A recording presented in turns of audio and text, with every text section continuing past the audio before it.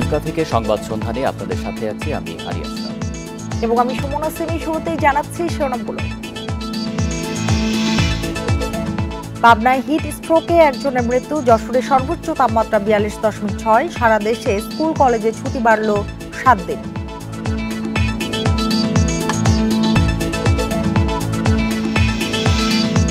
পড়াশোনার পাশাপাশি খেলাধুলা ও সাংস্কৃতিক কর্মকাণ্ডের মাধ্যমে শিশুদের গড়ে তুলতে হবে বললেন প্রধানমন্ত্রী।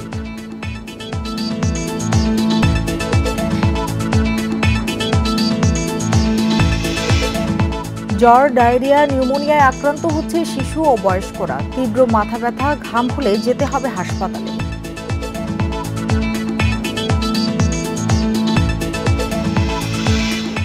এমপি আবদুল্লাহ ব্রিজ থেকে সেকেন্ড অফিসারের নামতে দেরি হয় জিম্বি দশা, কাল সন্ধ্যায় দুবাই পৌঁছাবে জাহাজটি।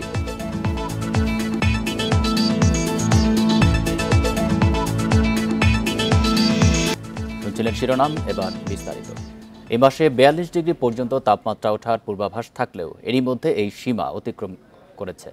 দেশের বেশিরভাগ জায়গায় সহসা বৃষ্টির সম্ভাবনাও দেখছে না আবহাওয়া অফিস। সিলেট ও চট্টগ্রাম অঞ্চলে কিছুটা বৃষ্টি হলেও তাতে উত্তাপ কমবে না। এদিকে রাজধানীতে মৌসুমের সর্বোচ্চ তাপমাত্রা মাপা হয় শনিবার 40.4 ডিগ্রি সেলসিয়াস। 2023 সালে দেশের সর্বোচ্চ তাপমাত্রা ছিল পাবনার ঈশ্বরদীতে 43 ডিগ্রি সেলসিয়াস। সে সময় ঢাকায় সর্বোচ্চ তাপমাত্রা মাপা হয় 40.6 ডিগ্রি। এবারও তাপপ্রবাহে পড়ছে রাজধানী। খুব প্রয়োজন ছাড়া ঘর থেকে বের হচ্ছেন না নগরবাসী। যারা সড়কে নামছেন তারা আখের রস কিংবা শরবতে স্বস্তি খুঁজছেন। তীব্র গরমে তো সবার অবস্থাই খুবই খারাপ, অতিরিক্ত তাপমাত্রা, সবাই ঘামতেছি। সো এই গরমে মানুষ ঠান্ডা কিছু খাওয়াতেই স্বস্তি পাচ্ছে। একদম গরমে ক্লান্ত এবং মর্মাহত হয়ে আছি। আমরা গরমে খুব কষ্ট ভোগ করছি। চলাফেরা করা খুব দায়, খুব তাপপ্রবাহ চলতেছে। এটা খালি একটু ভালো লাগে আর কি কিছুক্ষণের জন্য।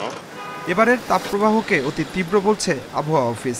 রাজধানীতে মৌসুমের সবচেয়ে বেশি তাপমাত্রা রেকর্ড হয় শনিবার বিকেল 3:30টায় 40.4 ডিগ্রি সেলসিয়াস। ঢাকার তাপমাত্রা রেকর্ড করা হয়েছে 40.4 ডিগ্রি সেলসিয়াস, যা তীব্র তাপপ্রবাহের আওতাধীন। এবং ঢাকা, ফরিদপুর, গোপালগঞ্জ, মাদারীপুর, মানিকগঞ্জ এইসব জায়গার তাপমাত্রা 40 ডিগ্রি সেলসিয়াসের উপরে রয়েছে। ভারী বৃষ্টি ছাড়া এই তাপমাত্রা কমবে না, তবে এখনই কোনো সম্ভাবনা দেখছে না আবহাওয়াবিদরা। জানান, সিলেট ও চট্টগ্রাম বিভাগে কিছুটা বৃষ্টি হলেও পরিস্থিতি পাল্টাবে না। নরসিংদীতে বৃষ্টি হয়েছে, নারায়ণগঞ্জেও বৃষ্টি হয়েছে, সিরাজগঞ্জে বৃষ্টি হয়েছে, ব্রাহ্মণবাড়িয়ায় বৃষ্টি হয়েছে, সিলেট এবং চট্টগ্রামের অনেক জায়গায় ক্ষুদ্র পরিসরে বৃষ্টি হয়েছে। কিন্তু এই বৃষ্টিটার স্থায়িত্বকাল যেহেতু আধা ঘন্টা থেকে 1.5 ঘন্টা, সুতরাং এই হালকা শক্তিমাত্রার বজ্রঝড় বিদ্যমান তাপপ্রবাহকে কমিয়ে স্বস্তিদায়ক পরিস্থিতি সৃষ্টি করতে পারেনি। একই সময়ে বাতাসে জলীয় বাষ্প বেড়ে যাওয়ায় গরমের অনুভূতি বেশি হচ্ছে। মাস জুড়েই এ অবস্থা থাকবে বলে জানিয়েছে আবহাওয়া office. Adilur Rahman, independent News, Dhaka. কয়েকদিন ধরে চুয়াডাঙ্গায় তাপমাত্রা বইছে 40 থেকে 42 ডিগ্রি সেলসিয়াস। শনিবার সেই রেকর্ড ভেঙেছে যশোর। সেখানে এই মৌসুমের সর্বোচ্চ তাপমাত্রা রেকর্ড করা হয়েছে 42.6 ডিগ্রি। সারা দেশে তীব্র গরমে জনজীবন বিপর্যস্ত হয়ে পড়েছে। এদিকে পাবনায় হিট স্ট্রোকে আক্রান্ত হয়ে 60 এক ব্যক্তির মৃত্যু হয়েছে। গেল কয়েকদিন ধরেই পাবনায় তীব্র তাপপ্রবাহ বইছে। সূর্যের প্রখর তাপে বিপর্যস্ত জনজীবন। অসহনীয় গরমে হিট স্ট্রোকে শহরের শালগাড়িয়ায় সুকুমার দাস নামে এক দোকানের মৃত্যু হয়েছে। ওনার আশপাশ থেকে যারা নিয়ে আসছে তারা বলছে যে উনি চা খাচ্ছিলেন, চা খেতে খেতে হঠাৎ করে মাথা ঘুরে পড়ে গেছে। তারপরে সাথে সাথে ওরা নিয়ে আসছে, কিন্তু যখন নিয়ে আসছে তখন অলরেডি আমরা দেখছি যে উনি মৃত। তীব্র তাপপ্রবাহের কারণে যশোরের তাপমাত্রার পারদ 40 ডিগ্রি ছাড়িয়েছে। শনিবার যশোরে সর্বোচ্চ তাপমাত্রা রেকর্ড হয়েছে 42.6 ডিগ্রি সেলসিয়াস। গরমের জন্য হাসপাস করছে, তাই ঠান্ডা হওয়ার জন্য কিছুটা আখের রস কিনে তৃপ্তি মেটানোর চেষ্টা করছে। যেরাম গরম সেইরাম কষ্ট, তাই সামাই জিরুচ্ছে। চুয়াডাঙ্গায় গত মঙ্গলবার থেকে শুক্রবার পর্যন্ত সর্বোচ্চ তাপমাত্রা রেকর্ড করা হয়েছে। তীব্র গরমের প্রকোপ থাকছে সারাদিন। দুপুরের পর থেকে ফাঁকা থাকছে রাস্তাঘাট। মাঠে যেসব শ্রমিক ভাইরা কাজ করছে বা আমরা যারা কাজ করছি ফিল্ডে, খুবই সমস্যা। কারণ আমরা কোথাও একটু যে 5 মিনিট দাঁড়াবো সেই ধরনের পরিস্থিতি নাই। প্রচণ্ড কষ্ট হয়, আমরা বের হয়ে আসলে 10টার পরে কাজ করতে হয়, এটা খুব গরমের কারণে সহ্য হয় না। কুমিল্লায় জ্বর, টাইফয়েড সহ নানা রোগে আক্রান্ত হয়ে হাসপাতালে ভিড় করছে শিশুরা। সুস্থ থাকতে সবাইকে বেশি পানি পানের পরামর্শ চিকিৎসকদের। হিট স্ট্রোক প্রতিরোধ করার জন্য আমাদের ব্যবস্থা নিতে হবে। আমরা বিনা প্রয়োজনে ঘরের বাইরে হব না, বেশি বেশি করে তরল জাতীয় খাবার খাবো, বাইরে যে রাস্তাঘাটে যে শরবতগুলো বিক্রি হচ্ছে এগুলো খাবো না, সুতি কাপড়, ঢিলা ঢালা কাপড় আমরা পরিধান করব। নওগাঁয় তীব্র তাপদাহে ঝরে পড়ছে আমের মুকুল, ফেটে চৌচির ফসলের মাঠ। সেচে বাড়তি পানির প্রয়োজন হওয়ায় খরচ বাড়ছে কৃষকের। মানুষের কামাই রোজগার কমে গেছে, কামাই করতে পারতেছে না, গরমের ঠেলা মানুষ রিক্সা চড়তেছে না। মনে করেন আম একাই তো মনে করেন বুটা পড়ে যাচ্ছে, মনে করেন নুসা হয়ে মনে করেন একাই পড়ে যাচ্ছে। প্রচণ্ড গরমে বেনাপোল স্থলবন্দরে আমদানি রপ্তানি কার্যক্রম ব্যাহত হচ্ছে। কাজ শেষে ছায়ার নিচে আশ্রয় খুঁজছেন শ্রমিকরা। Tania Nasrin, independence news. তীব্র গরমের কারণে স্কুল কলেজের ছুটি 27 এপ্রিল পর্যন্ত বাড়ানো হয়েছে। শিক্ষামন্ত্রী জানিয়েছেন ক্লাস শুরু হবে 28 এপ্রিল। শিক্ষার্থীদের স্বাস্থ্য সুরক্ষায় এই সিদ্ধান্ত নেওয়া হয়েছে। শনিবার দুপুরে এই সংক্রান্ত নির্দেশনা দিয়েছে মন্ত্রণালয়। এদিকে তীব্র গরমে পরবর্তী ঘোষণা না দেওয়া পর্যন্ত জাতীয় বিশ্ববিদ্যালয় অধিভুক্ত সব কলেজের ক্লাস বন্ধ ঘোষণা করা হয়েছে। বৈশাখের শুরু থেকেই গ্রীষ্মের রুদ্ররূপ দেখেছে রাজধানী সহ সারা দেশ। তাপপ্রবাহে পড়ছে জনপদ। ঈদের ছুটি শেষে এই তীব্র গরমের মধ্যেই 21 এপ্রিল ক্লাস শুরু হওয়ার কথা ছিল, কিন্তু সারা দেশের তাপমাত্রা 40 ডিগ্রি সেলসিয়াসের ওপরে ওঠায় ছুটি বাড়ল আরও 7 দিন, অর্থাৎ স্কুল কলেজ বন্ধ থাকছে 27 এপ্রিল পর্যন্ত। আমরা স্বাস্থ্য মন্ত্রণালয়ের সুপারিশ ক্রমে এবং আবহাওয়া অধিদপ্তরের পূর্বাভাসের আলোকে আগামী কয়েকটা দিবস বিদ্যালয় বন্ধ রাখার সিদ্ধান্ত নিয়েছি। অবস্থার প্রেক্ষিতে একটা সিদ্ধান্ত, অবস্থার পরিবর্তন ঘটলে আমরা সেটা আবার পুনর্বিবেচনা করব। এদিকে অতিরিক্ত গরমে প্রয়োজন ছাড়া ঘর থেকে বের না হওয়ার পরামর্শ দিয়েছেন চিকিৎসকরা। বয়স্ক শিশুদের প্রতি বিশেষ যত্ন নিতে বলছেন স্বাস্থ্যমন্ত্রী। আমরা আরও 1 সপ্তাহ স্কুলগুলোকে বন্ধ করার নির্দেশ দিচ্ছি। সুতরাং এবং আমাদের কিছু নির্দেশনা আছে স্বাস্থ্য অধিদপ্তর থেকে, সেগুলো সব জায়গায় দেওয়া হবে যেন বয়স্ক এবং শিশুদের জন্য, যেন যারা বয়স্ক এবং শিশু তারা যেন প্রয়োজন না থাকলে ঘরের বাইরে না যায়। এবার তাপমাত্রা আরও বাড়ার আশঙ্কা করছেন আবহাওয়াবিদরা। গত বছরও গরমের কারণে স্কুল কলেজ বন্ধ রাখা হয়েছিল। আল আমিন হোসেন, ইন্ডিপেন্ডেন্স নিউজ, ঢাকা। তীব্র গরমে অস্থির জনজীবন। জ্বর, ডায়রিয়া, নিউমোনিয়া, হিট স্ট্রোক সহ বিভিন্ন রোগে আক্রান্ত হচ্ছে মানুষ। এতে হাসপাতালে বাড়ছে রোগীর ভিড়। এদের মধ্যে শিশু ও বয়স্করাই বেশি। গরমে সুস্থ থাকতে অপ্রয়োজনে বাড়ির বাইরে না যাওয়া, সুতি কাপড় পরা এবং বেশি বেশি পানি পান করার পরামর্শ চিকিৎসকদের। সপ্তাহেরও বেশি সময় ধরে চলছে তাপপ্রবাহ। আর তীব্র গরমে বেশি প্রভাব পড়েছে শিশুদের উপর। শিশুরা আক্রান্ত হচ্ছে ডায়রিয়া ও নিউমোনিয়ায়। বাড়তি চাপে হিমশিম অবস্থা চাঁপাইনবাবগঞ্জের হাসপাতালে। গতকাল সকাল থেকে ডায়রিয়া, তো কালকে আমরা দুপুর পর এখানে আর কি ইন করি, তারপর এই অবস্থায় বাচ্চার ডায়রিয়া হয়ে গেছিল, আমরা হাসপাতাল নিয়ে এসেছি। আল্লাহর রহমতে আমি সুস্থ আছি, আমরা বাড়ি যাচ্ছি। প্রচণ্ড তাপপ্রবাহে ডায়রিয়া সহ বিভিন্ন রোগে আক্রান্ত হয়ে গড়ে প্রতিদিন 500 রোগী রাজশাহী মেডিকেলে ভর্তি হচ্ছে বলে জানান চিকিৎসকরা। ডায়রিয়া রোগীর সংখ্যা বেড়েছে, আর এমনি যেটা আমাদের সাধারণ সর্দি কাশি যেটা আমরা বলি সেই রোগীও বেড়েছে, আবার নিউমোনিয়া, ব্রঙ্কিওলাইটিস এগুলো আসছে আমাদের। পটুয়াখালীর কলাপাড়া স্বাস্থ্য কমপ্লেক্সে 7 দিনে 81 জন ডায়রিয়া রোগী চিকিৎসা নিয়েছেন। আক্রান্তদের মধ্যে শিশু ও বয়স্ক রোগীর সংখ্যাই বেশি। আজকে আমাদের হসপিটালে 25 জনের মতো ডায়রিয়া আক্রান্ত রোগী আছে। এদের ভিতরে শিশু এবং গর্ভবতী মা আছে। তো ঝুঁকির মধ্যে থাকে সাধারণত গর্ভবতী মা এবং শিশু যারা আছে। গত 2 দিনে পিরোজপুর জেলা হাসপাতালে ভর্তি হয়েছেন 175 জন। এর মধ্যে ডায়রিয়া ওয়ার্ডে 29 আর শিশু ওয়ার্ডেও ভর্তি হয়েছেন 29 জন। বেড পাই নেই, তারপরে বারান্দায় তো রোগীরও কষ্ট হয়, যে আমরা আইসি আমাকেও তো কষ্ট হয়। তীব্র গরমে গত 1 সপ্তাহ ধরে জামালপুর জেনারেল হাসপাতালে সেবা নিচ্ছেন কয়েক গুণ বেশি রোগী। সবচেয়ে বেশি রোগী আসছে মেডিসিন, শিশু ও ডায়রিয়া ওয়ার্ডে। 4 দিন ধরে আসছি, গরম, অতিরিক্ত গরম। এখন গরম থেকে বাবু অসুস্থ হয়ে যাইতেছে, আরো 3 দিন থাকতে হইব। একই অবস্থা চাঁদপুর ও টাঙ্গাইলের বিভিন্ন হাসপাতালে। শয্যা না পেয়ে বারান্দা ও মেঝেতে চিকিৎসা নিচ্ছেন অনেক রোগী। তাপস সরকার, ইন্ডিপেন্ডেন্ট নিউজ।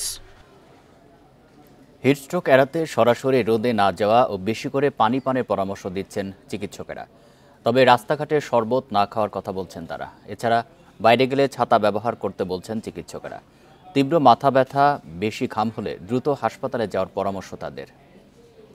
এই যে গরম থেকে যে হিট স্ট্রোক হয় তার প্রারম্ভিক যে কিছু লক্ষণ আছে, তার মধ্যে হচ্ছে তীব্র মাথা ব্যথা হবে, প্রচন্ড তৃষ্ণা পাবে এবং শরীর ঘামাবে। কিন্তু একদম শেষ পর্যায়ে এই ঘাম নাও হতে পারে যখন বেশি পরিমাণে পানির অভাব হয়। তার বমি বমি ভাব হবে, মাংসপেশিতে ব্যথা হবে, দুর্বলতা হবে এবং অতিরিক্ত ক্ষেত্রে সে অজ্ঞান হয়ে যেতে পারে। পড়াশোনার পাশাপাশি খেলাধুলা ও সাংস্কৃতিক কর্মকাণ্ডের মাধ্যমে শিশুদের গড়ে তোলার আহ্বান জানিয়েছেন প্রধানমন্ত্রী শেখ হাসিনা। বিকেলে আর্মি স্টেডিয়ামে বঙ্গবন্ধু ও বঙ্গমাতা গোল্ড কাপ প্রাথমিক বিদ্যালয় ফুটবল টুর্নামেন্টের ফাইনালে এ আহ্বান জানান প্রধানমন্ত্রী। অনুষ্ঠানে প্রধানমন্ত্রী খেলাধুলার প্রতি বঙ্গবন্ধু সহ তার পুরো পরিবারের অনুরাগের কথা তুলে ধরেন। খুদে খেলোয়াড়রাও যাতে খেলাধুলার সুযোগ পায়, ছেলে মেয়েরা যাতে আগ্রহী হয়, সেদিকে সবাইকে লক্ষ্য রাখার নির্দেশ দেন প্রধানমন্ত্রী। এ সময় তিনি দেশীয় খেলাকে প্রাধান্য দেওয়ারও তাগিদ দেন। 2022 সালে নারী সাফ জয়ের পেছনে প্রাথমিক বিদ্যালয়ের এই টুর্নামেন্টের ভূমিকার কথা মনে করিয়ে দেন প্রধানমন্ত্রী।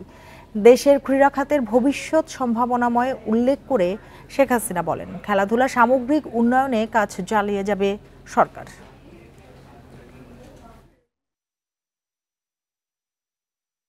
আমাদের এই খেলাধুলার মধ্য দিয়েই আমরা দেশকে এগিয়ে নিয়ে যেতে পারি, সারা বিশ্বের কাছে পরিচিত করতে পারি। দেশের গণ্ডি পেরিয়ে বিদেশে যে আমাদের ছেলেমেয়েরা চমৎকার পারদর্শিতা দেখাচ্ছে। সবচেয়ে বড় কথা, সাফ উইমেন চ্যাম্পিয়নশিপ 2022-এ চ্যাম্পিয়ন হওয়ার সুযোগ অর্জন করেছে। এটা আমাদের মেয়েরাই এই অর্জনটা আমাদের এনে দিয়েছে। নির্দেশ না মেনে উপজেলা নির্বাচনে প্রার্থী হওয়া এমপি মন্ত্রীদের স্বজনদের তালিকা হচ্ছে বলে জানিয়েছেন আওয়ামী লীগের সাধারণ সম্পাদক ওবায়দুল কাদের। সকালে ধানমন্ডির রাজনৈতিক কার্যালয়ে সংবাদ সম্মেলনে এসব জানান তিনি। অভিযোগ করে বলেন, জনগণের দল হিসেবে বিএনপি গ্রহণযোগ্যতা হারিয়ে ফেলেছে। সাম্প্রতিক বিষয় নিয়ে ছুটির দিন শনিবার ধানমন্ডিতে আওয়ামী লীগ সভাপতির রাজনৈতিক কার্যালয়ে সংবাদ সম্মেলনে আসেন ওবায়দুল কাদের।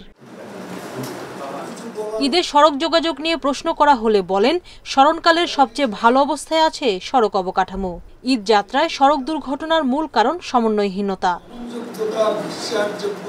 উপজেলা নির্বাচন নিয়ে আওয়ামী লীগের সিদ্ধান্তের কারণে জনগণ খুশি হয়েছে বলেও জানান ওবায়দুল কাদের।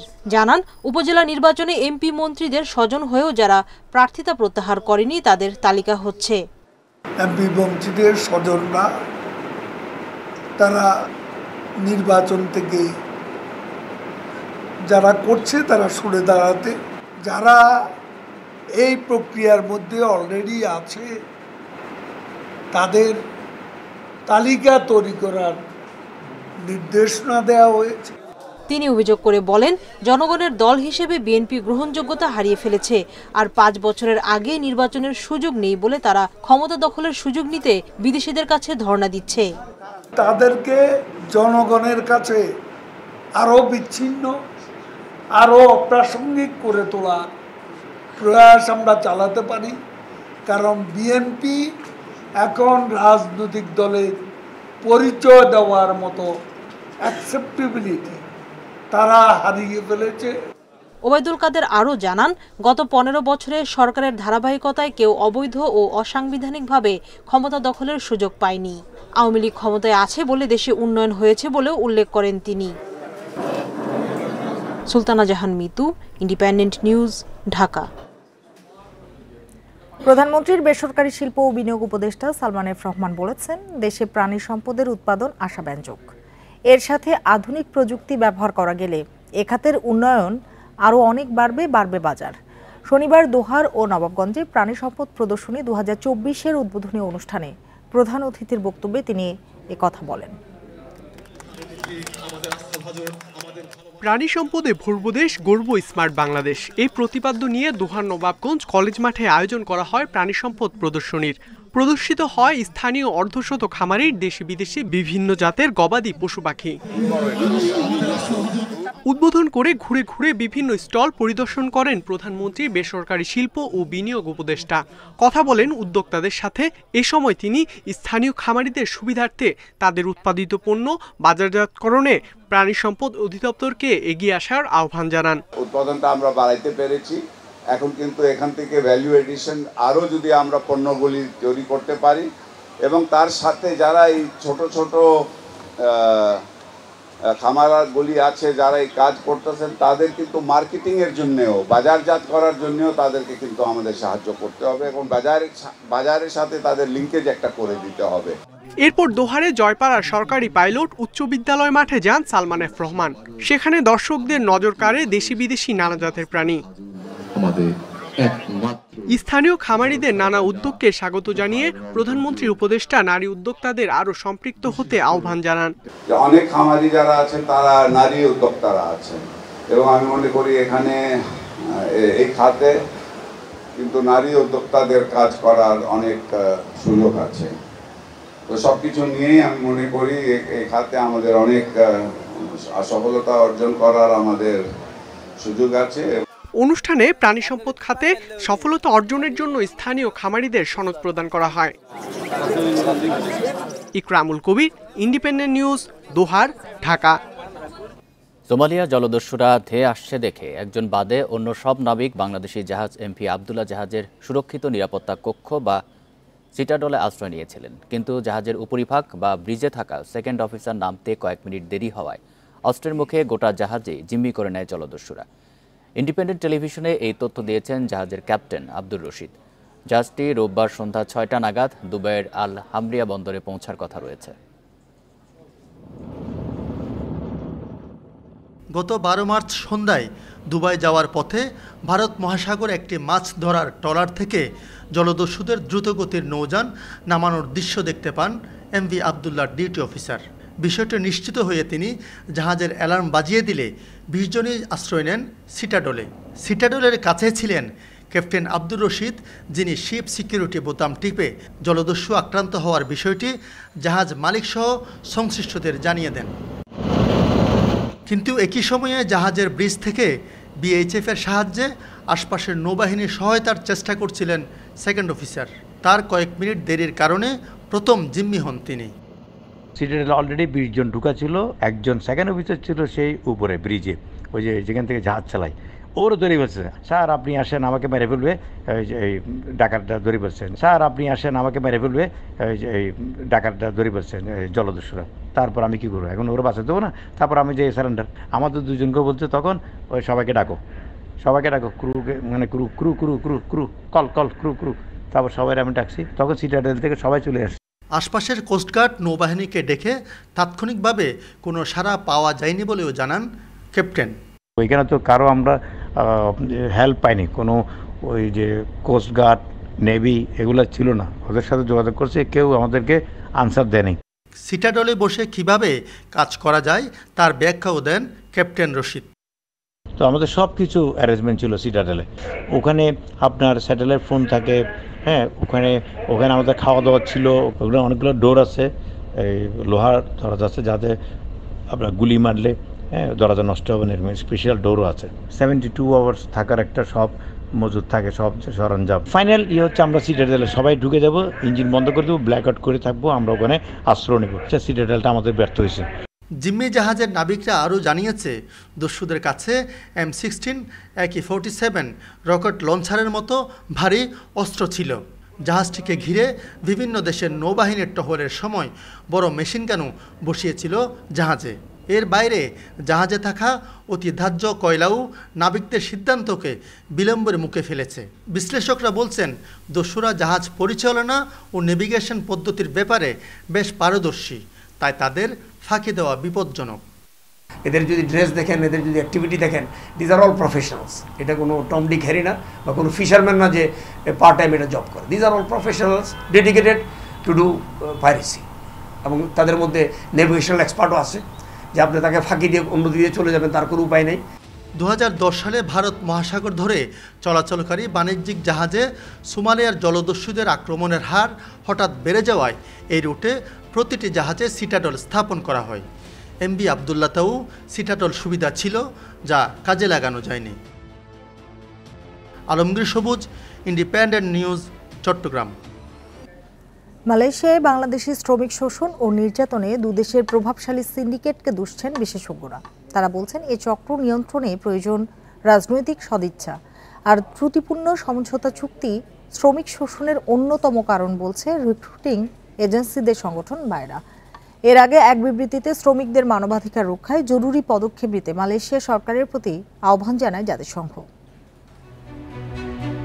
সৌদি আরবের পর মালয়েশিয়া বাংলাদেশের সবচেয়ে বড় শ্রমবাজার। বর্তমানে 12 লাখের বেশি কর্মী রয়েছে দেশটিতে। উন্নত জীবনের আশায় বড় অঙ্কের অর্থ দিয়ে মালয়েশিয়া গেলেও অনেকে কাজ না পেয়ে কাটাচ্ছেন মানবেতর জীবন। শুক্রবার এ নিয়ে উদ্বেগ জানিয়েছে জাতিসংঘ। সংস্থাটির এক বিবৃতিতে বলা হয়েছে, মালয়েশিয়ায় বেশিরভাগ বিদেশি শ্রমিক কর্মহীন, গ্রেপ্তার ও নির্যাতনের শিকার হচ্ছেন। জাতিসংঘের বিশেষজ্ঞরা বলছেন, শ্রমিকদের ভুয়া নিয়োগ দিয়ে প্রতারণা করছে মালয়েশিয়া ও বাংলাদেশের কর্মকর্তা সহ প্রভাবশালী কিছু চক্র। পরিস্থিতি মোকাবেলায় জরুরি পদক্ষেপ নিতে মালয়েশিয়ার সরকারের প্রতি আহ্বান জানিয়েছে জাতিসংঘ। রাজনৈতিক সদিচ্ছা ছাড়া দোষীদের আইনের আওতায় আনা সম্ভব নয় বলছেন অভিবাসন বিশেষজ্ঞরা। মুষ্টিমেয় কিছু রিক্রুটিং এজেন্সি এই ব্যবসাটিকে নিয়ন্ত্রণ করছে। এখন সেটিকে পাশ কাটিয়ে যাওয়া আবার সরকারের পক্ষেও কিছুটা কঠিন। যেই ব্যক্তি এটার সাথে জড়িত থাকুক না কেন, তিনি যতই ক্ষমতাধর হন না কেন, সেটা মালয়েশিয়ায় হোক বা বাংলাদেশে হোক, তাদের বিরুদ্ধে আইনানুগ ব্যবস্থা নেওয়া হবে। এখন পর্যন্ত কিন্তু এটি সমাধানের চেষ্টার মধ্যে আইনানুগ ব্যবস্থা নেওয়া হয়নি। আর বায়রা বলছে, মালয়েশিয়া ও বাংলাদেশের মধ্যে হওয়া ত্রুটিপূর্ণ সমঝোতা চুক্তি শ্রমিক শোষণের অন্যতম কারণ। তাদের পছন্দ মতো বাংলাদেশের রিক্রুটিং এজেন্সিকে 10 জনকে নিয়োগ দেবে। তো এখন মালয়েশিয়া সরকার কিভাবে আমাদের দেশের রিক্রুটিং এজেন্সিকে চিনবে, এটা আজ পর্যন্ত বোধগম্য হয় নাই। যদি ক্লসটা এভাবেই দিত যে বাংলাদেশ সরকারের মনোনীত 10 জনকে আমরা দেব, সেটা একটা কথা থাকতে পারতো। তো এটা একটা অদৃশ্য কারণ, ঠিক বুঝে নেবেন কেন, কারণ মানি টক্স, মাল্টিপল বেনিফিশিয়ারি। দেশটিতে উচ্চ অভিবাসন ব্যয়ের জন্য দুদেশের সিন্ডিকেটকে দুষছে BAIRA. Sultana Jahan Mitu, Independent News, Dhaka. Zimbabwe series সামনে রেখে শুরু হয়েছে বাংলাদেশ দলের ফিটনেস টেস্ট, যেখানে অংশ নিয়েছেন 34 জন ক্রিকেটার। ছিলেন না সাকিব আল হাসান ও তাসকিন আহমেদ। প্রথম ধাপে বঙ্গবন্ধু স্টেডিয়ামে অ্যাথলেটিক্স ট্র্যাকে হয়েছে sprint and time trial. 1600 meter দৌড়ে নিজেদের সামর্থ্যের প্রমাণ দিয়েছেন শান্ত মিরাজরা। অ্যাথলেটিক্সের ট্র্যাকে দৌড় শেষে বাকি পরীক্ষা হবে শেরেবাংলা স্টেডিয়ামের ইনডোরে।